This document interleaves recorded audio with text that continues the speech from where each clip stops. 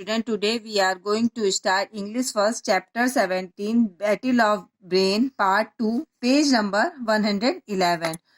What is the matter, Ravish? You seem unwell, Varun asked with concern. No, muttered Ravish, feeling ashamed of what he had done. A little demon danced within him and said, with Varun out of the way, you are bound to win. The next day, the teacher discovered the loss of essay and no amount of searching could help retrieve it. In case the essay is not found, I will not send any entry from the class. Treated the teacher. क्या बात है रवीश, तुम अस्वस्थ लग रहे हो? वरुण ने चिंता से पूछा। नहीं, रवीश बुदबुदाया, अपने किए पर शर्म महसूस कर रहा हूँ। एक छोटा सा दाना उसके भीतर नाच रहा था और उसने कहा, वरुण के रास्ते से हट जाने से तुम्हारी जीत निश्चित है। अगले दिन शिक्षक ने निबंध के खो जाने की बात कही। कोई भी राशि उसकी मदद नहीं कर सकती थी। यदि निबंध नहीं मिलेगा तो मैं इस कक्षा में कोई भी प्रविष्टि नहीं भेजूंगी, शिक्षक ने धमकी दी। Varun found a solution to the problem although it had been an on the spot essay competition. He said he could rewrite the entire essay. Indeed, soon he had done it. How did you manage to do it? Marveled the teacher. I guess I am lucky, ma'am, Varun said modestly. I have photographic memory. Ravi simply seethed with rage. When Varun walked away with the trophy, which Ravish thought rightly belongs to him, he could no longer contain his jealousy. As the examination approached, Ravish began to feel more panically. Varun ने इस समस्या का हल ढूंढ निकाला। हालांकि जो ये ऐसे कंपटीशन था वो ऑन द स्पॉट था। उन्होंने कहा कि पूरे निबंध को फिर से लिख सकते हैं। दरअसल जल्द ही उन्होंने ऐसा कर लिया। आप इसे कैसे प्रतिबंधित किया? शिक्षक ने उसे चकित कर दिया। मुझे लगता है कि मैं भाग्यशाली हूँ, वह टीचर से कहता है। वरुण ने विनम्रता से कहा, मेरे पास एक फोटोग्राफिक मेमोरी है।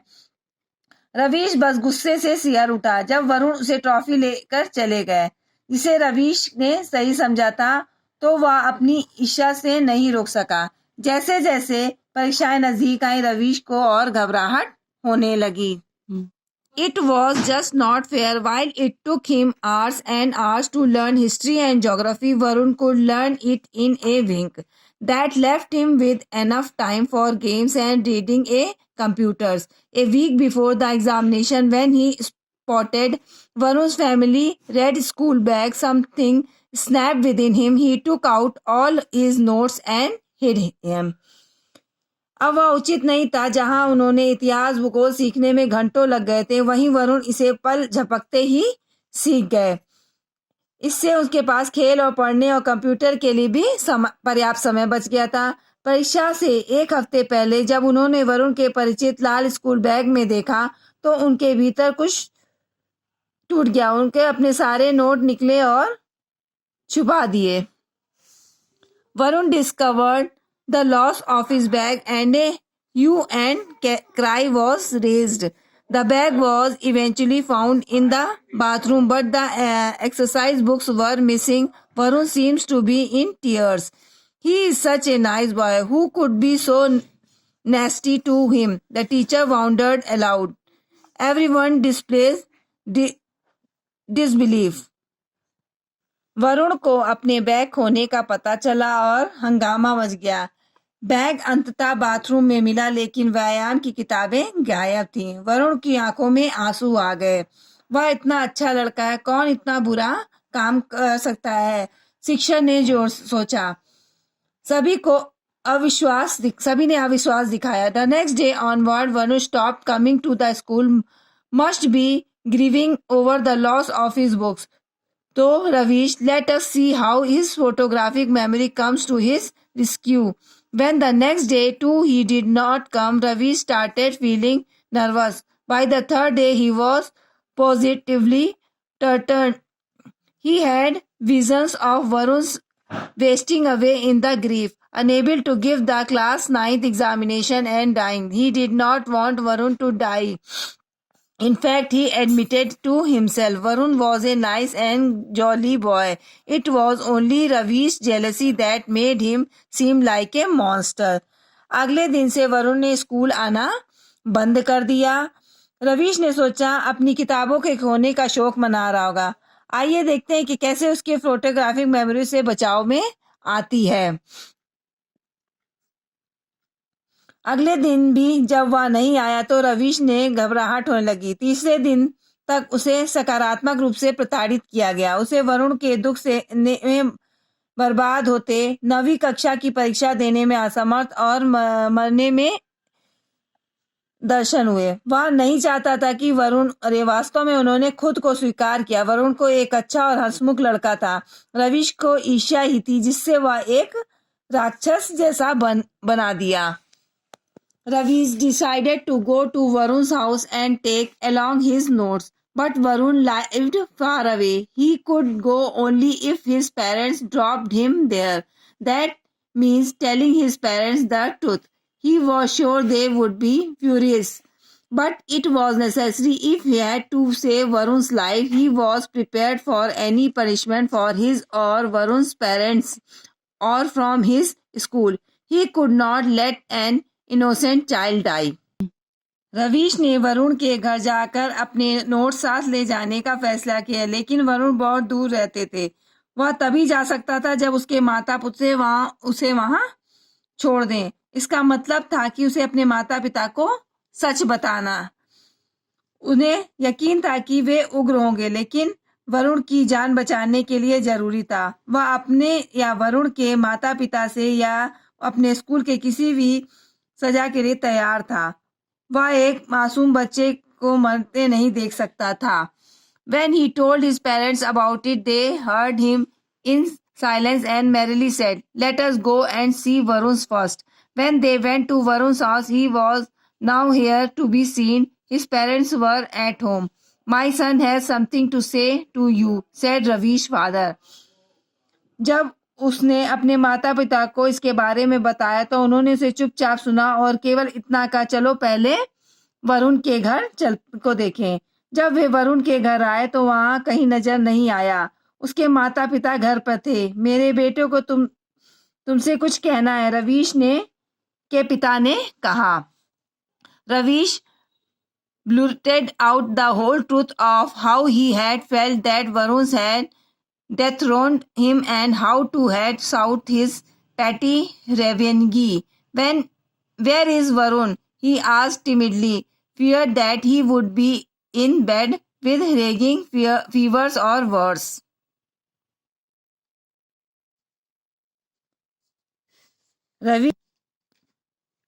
रवीश ने पूरी सच्चाई को झुठला दिया कि कैसे उसे लगा कि वरुण ने उसे गद्दी से उतार दिया और कैसे उसने अपना बदला लेना चाहा था।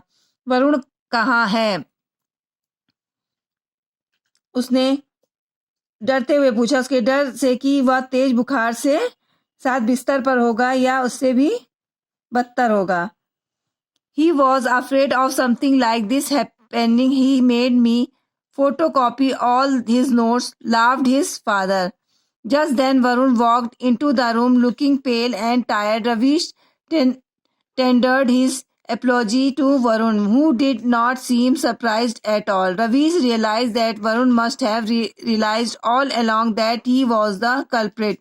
He had the generosity not to betray him. Even all that moment, he said, it must have taken real courage of confess. I doubt if I could have done it. वह ऐसा कुछ होने से डरता था। उसने मुझे अपने सभी नोटों की फोटोकॉपी बना के दी। उसके पिता हंसे। तभी वरुण पीला और थका हुआ लग रहा था। कमरे में चला गया। रवीश ने वरुण से माफी मांगी, जो बिल्कुल भी हैरान नहीं हुए। रवीश ने महसूस किया कि वरुण को इस बात का एहसास हो गया होगा कि वह अपराधी था। उसने अपने पास विश्वासघात न करने की उदारता थी। उस समय भी उन्होंने कहा, यह कबूल करने के लिए वास्तविक साहस होना चाहिए। मुझे संदेह है कि क्या मैं यह कर सकता हूँ। I doubt if you could stoop so low through Ravish silently. You are a real sportsman. You look very tired, said Ravi's mother, sympathetically to Varun. He had been studied very hard, muttered his mother, but he had a photographic memory, blurted Ravish. मुझे शक है कि क्या तुम इतना नीचे गिर सकते हो, रवीश ने चुपचाप सोचा। आप एक असली खिलाड़ी हैं। तुम बहुत थके हुए लग रही है, रवीश की मां ने कहा वरुण के प्रति सहानुभूति दिखाते हुए। वह बहुत कठिन अध्याय कर रहा था। उसका बुदबुदाया, मां, लेकिन उसके पास एक फोटोग्राफिक मेमोरी है, रवीश ने धुंधला कर दिया। Photographic not at all, who told you, Varun asked. Then how could you reproduce the essay? Countered Ravish. Simple. We had been told the topic beforehand. I was able to memorize it. Laughed Varun. How do you excel in so many activities? Asked Ravish mother. Photographic? बिल्कुल नहीं। आपको किसने बताया? वरुण पूछा। फिर आप निबंध को पुनः प्रस्तुत कैसे कर सकते हैं? सरल, हमें विषय पहले से ही बता दिया गया था। मैं इसे याद करने में सक्षम था, वरुण हंसा। आप इतनी सारी गतिविधियों में कैसे उत्कृष्टता प्राप्त कर सकते हैं? रवीश की मां ने पूछा।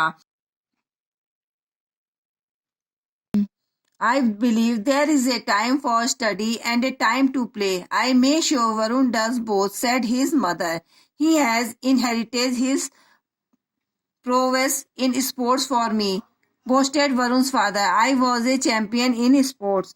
उन्होंने कहा, मेरा मानना है कि पढ़ाई का कोई समय नहीं होता है और खेलने का भी समय होता है। मैं सुनिश्चित करता हूं कि वरुण दोनों काम करे।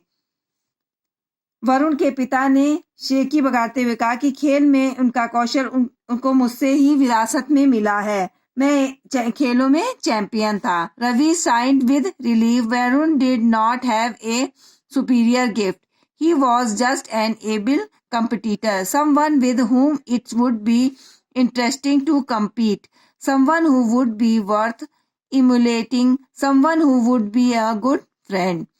He thought how surprised the class would be when they walked to the examination hall, not as enemies but as friends. The prospect of standing second has lost its threat. Instead, the thought of putting his wits against a worthy opponent had become a challenge.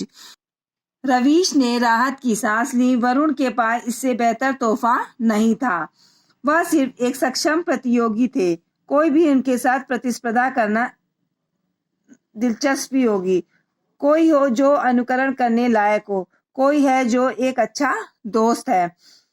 उसने सोचा कि जब वे परीक्षा hall में दुश्मन के रूप में नहीं बल्कि दोस्ती के रूप में चले तो कक्षा किसी आश्चर्यचकित होगी। दूसरे स्थान पर रहने वाली संभावना ने अपना खतरा खो दिया था। इसके बजाय एक योग प्रतिद्वंदी के खिलाफ अपनी बुद्धि लगाने का विचार एक है चुनौती बन गया था। Now class is over. Thank you class.